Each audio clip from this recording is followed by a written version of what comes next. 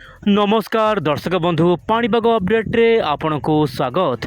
दर्शक बंधु आज वीडियो रे प्राय 4टी बड़ अपडेट रही पाणीपाग को लेकिन राज्य में बढ़ी प्रबल गरम जहाँपाई कि दर्शक बंधु आभ्यंतर जिलार 5 जिला को रेड अलर्ट जारी होती वर्तमान समय केउ केउ जिले में प्रबल खरा हेबो एवं आगामी दिन में वर्षा को लेकिन कौन रही बड़ खबर आसतु आज वीडियो संपूर्ण आलोचना करवा। दर्शक बंधु आप मोबाइल स्क्रीन देखिपे सैटेलाइट इमेज रे वर्तमान परिस्थिति धीरे धीरे भयंकर होबार लगी। विशेषकर दक्षिण भारत में वर्तमान वर्षा देखा मिलूँ किंतु केंद्र भारत पश्चिम भारत मध्य भारत केतक अंचल तापमात्रा 40 डिग्री पार करी जहाँ गोटे प्रकार ग्रीष्म प्रवाह आरंभ हो जाए। दर्शक बंधु भारत विभिन्न स्थान में आपड़ ओडिशार पाणीपाग देखिपे वर्तमान समय दर्शक बंधु दिन तापमात्रा प्राय 4 ରୁ 5 मध्य 2 ରୁ 3 डिग्री बढ़ जहाँपाई कि प्रबल गरम गुड़गुड़ी जनजीवन को अस्तव्यस्त करे से रात्रि तापमात्रा कौन परिवर्तन होबार संभावना नहीं। माने दर्शक बंधु आगामी 4-5 दिन राज्यर विभिन्न अंचल में गरम गुड़गुड़ी जनजीवन अस्तव्यस्त करे उपकूल ओडिशार केतक अंचल में गुड़गुड़ी रहिबो।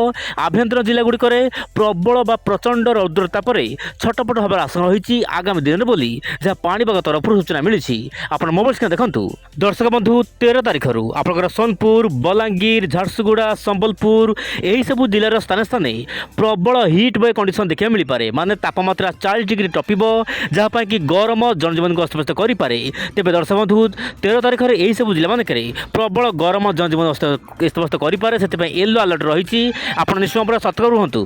तेज दर्शक बंधु जितेबाला आप पदा को जाऊँच निश्चय हाथ में छता रखु गोटे गामछा नियंतु पानी बोतल दर्शक बंधु नबक भूलु ना कारण जेहेतु प्रचंड रौद्रताप हम प्रबल गरम हो निश्चय पानी आपको बहु मात्रा में साहय कर। 14 तारिख में दर्शक बंधु आप मोबाइल देखिपे 14 तारिख में सुंदरगढ़ ता सहित बरगढ़ संबलपुर बलांगीर सोनपुर यही सब जिलार केतक अंचल प्रबल गरम जनजीवन अस्तव्यस्त करे। मोटामोटी दर्शक बंधु कह गले 13, 14, 15 यही 3 दिन राज्यर विभिन्न अंचल में तापमात्रा वृद्धि हो। उपकूल ओडिशा किंतु अलर्ट ना किंतु अलर्ट ना 40 डिग्री पाखापाखि उपकूल ओडिशा तापमात्रा बोली जहाँ सूचना मिलूँ वर्तमान समय किंतु उपकूल ओडिशा रे गरम गुड़गुड़ जनजीवन अस्तव्यस्त कर वर्तमान समय स्पष्ट होती।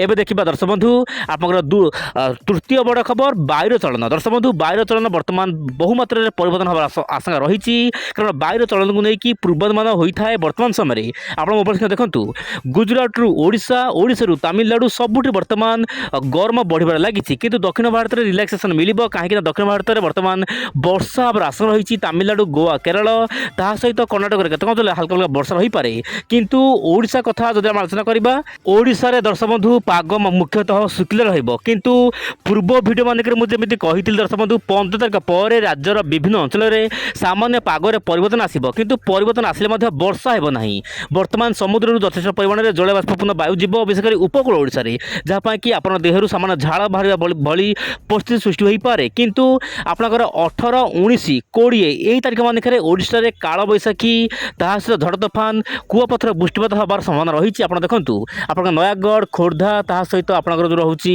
मालकानगिरी कोरापुट ता सहित नुआपड़ा यही सब जिला मानक सामान्य काल बैशाखी एक्टिविटी देखा मिल पारे जहाँ वर्तमान मॉडल आकलन करुँच वायुर चलन माध्यम आप देखिपे यह सहित पश्चिम और उत्तर पूर्व राज्य गुड़िक प्रबल काल बैशाखी जनित वर्षा हेबो बोली जहाँ सूचना मिलूँ वर्तमान समय। एवं देखिए दर्शक बंधु आगामी दिन में पाणीपाग को लेकिन कौन सब बड़ अपडेट रही विशेषकर वर्षा को लेकिन आप देखिपे दर्शक बंधु 17 तारिख सामान्य पागरे परिवर्तन आसब।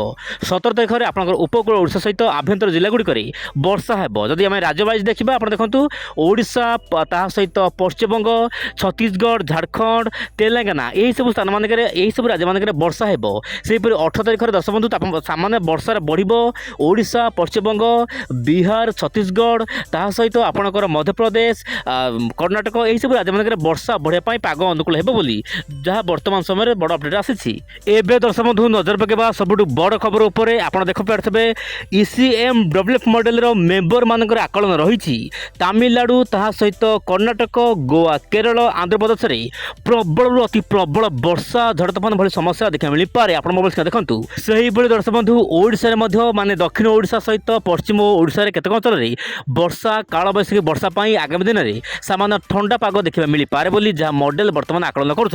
तेज आगामी दिन में पाणीपाग अपडेट कौन आसूची आप निश्चय पर विंड ओडिया चैनल सहित जड़ित हो रुहतु। आज ये पुणी देखा आसना काली आउ एक नुआ अपडेट रे। नमस्कार जय जगन्नाथ दर्शक बंधु।